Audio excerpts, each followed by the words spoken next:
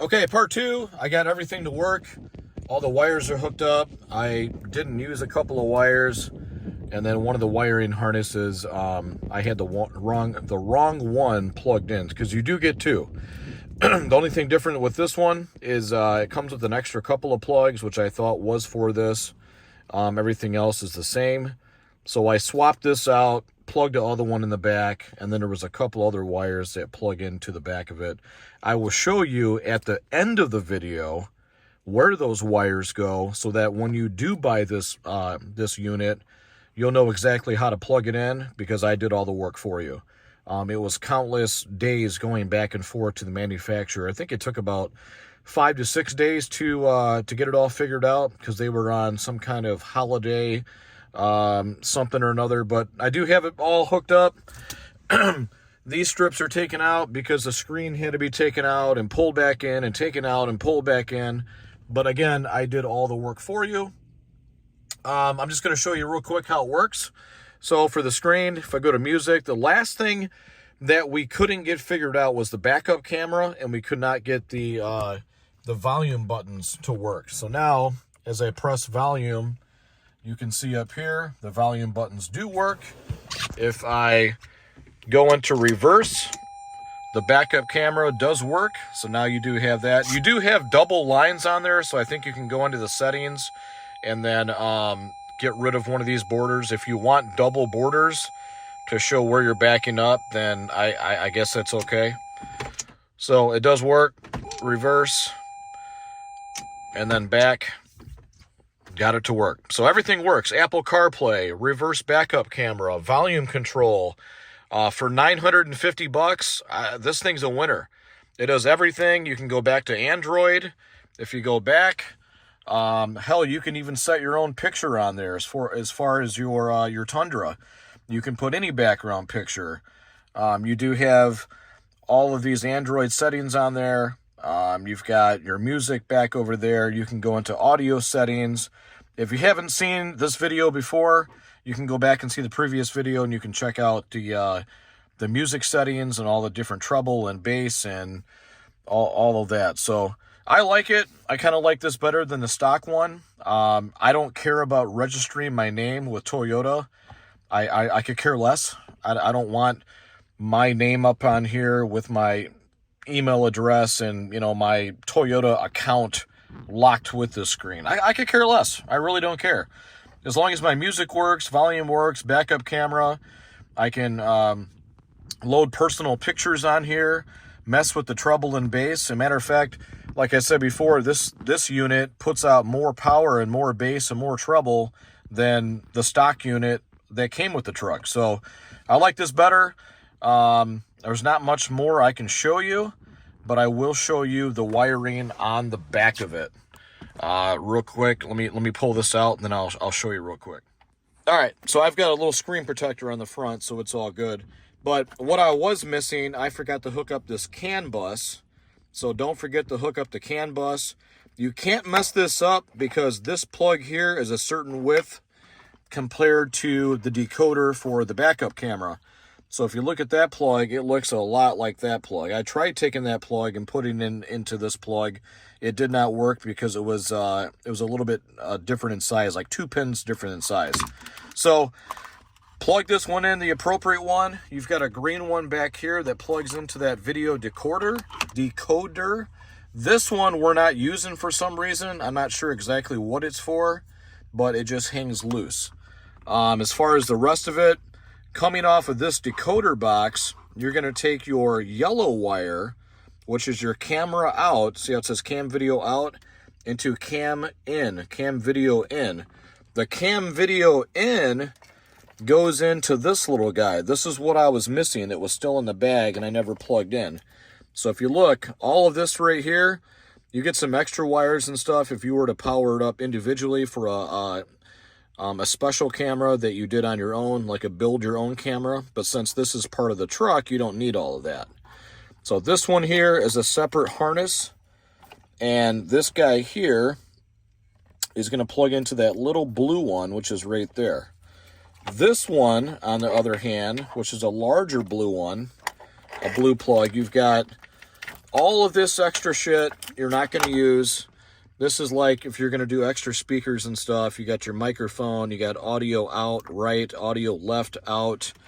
What else? You've got auxiliary in. I mean, if you want to go all balls out, you could do this stuff. You could put auxiliary in if you had extra equipment on board to, you know, to share. I don't need that. I'm just doing it stock. What else? So we covered that plug, the little plug. This is the one that I was missing as well. That made, I believe, So don't forget this plug. Let's back it up a bit. This little white plug, which is right there. Now on the whole Tundra, you're only going to use the white plug, the little blue plug, and that plug, and then also the power, which is this big giant solid black one. You can't mess this up. I will go back to that white plug in a minute, but for all of them, you can't mess it up because it's pretty much bonehead proof. They really plug into only one spot only. You can't jack it up and, oh, it's in the wrong place. It won't fit. They only go in one spot, so you're good on that. As long as you plug the black one in here for power and speakers, and then your accessories and shit are going to be in there. Now, back to this white one here. This one here goes all the way to, it's part of the harness. Let me get this other shit out of the way. This one here is going to go to part of the harness that shares part of the power so that it can power, I believe, the volume control. So I think this is the volume up control. I could be wrong. But when I did plug it in, the volume did work, so I'm pretty sure this is the volume control, which then shares somewhere in that rat nest. It looks like a rat nest. It is. There's a lot of shit going on. These two here, I'm not sure what those are for. They did plug into the stock unit. You're not using them. I don't know what that shit is. To make it all work right, just do it how I have it right now, and you should be fine. So all of that. Also, too, you've got a little micro SD card thing you can open up. It does slide open, and you can put a card in there. What that's for is you can put a little SD card and put pictures on there, and then take the pictures and put them on your screen. So that's kind of cool. You can add pictures to your screen as your background, your wallpaper, for that matter. So that's what it is, pretty much. You got your white little plug here. Now, all of these plugs are going to come in the box when you buy the screen. So you can't really mess it up. But you got this one here, the little blue one there, that one there, and the black one here. And like I said, you're going to take the green one, plug it into your video decoder. That plugs into this little black harness here and then goes into the rat nest. This little blue one right here, that's going to come up this wiring harness, plug into your cam in, that plugs into the video decoder. Then you got your larger blue plug. So that's half used because all this shit here you're not going to use. You could, you could put auxiliary in for some other fun shit, or you could put auxiliary in for like a DVD player or whatever. I don't care. I'm not using that stuff. So like I said, I don't need it.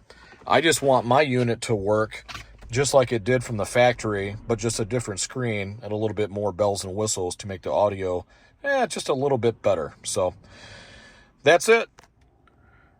All right, so there you go. It's all back in. Wires, I showed you where they go. It's kind of funny up there. It says, "Hello, master. Welcome aboard."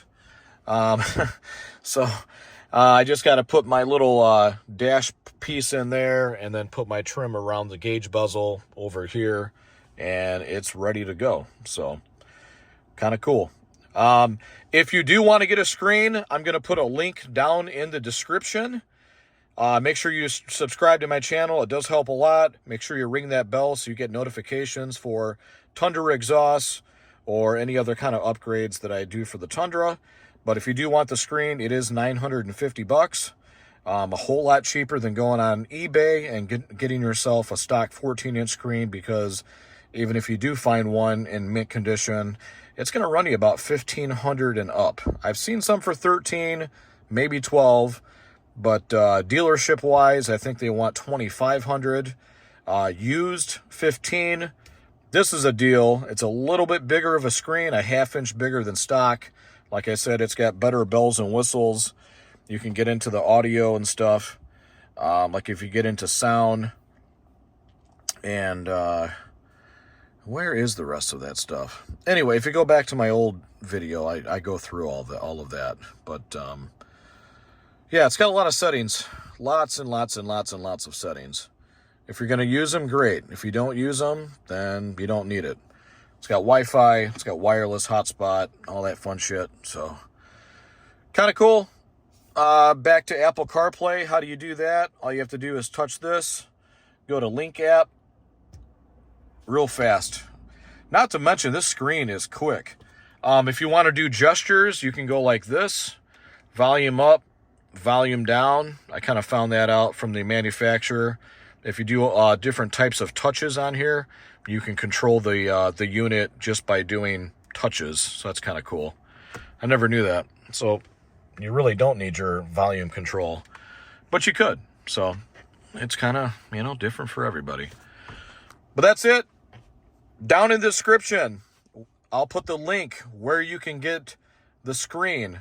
Put in my code, and then I'll give you instructions. I'll put all the instructions down there in the screen or the description. But that's it. Thanks for watching, guys.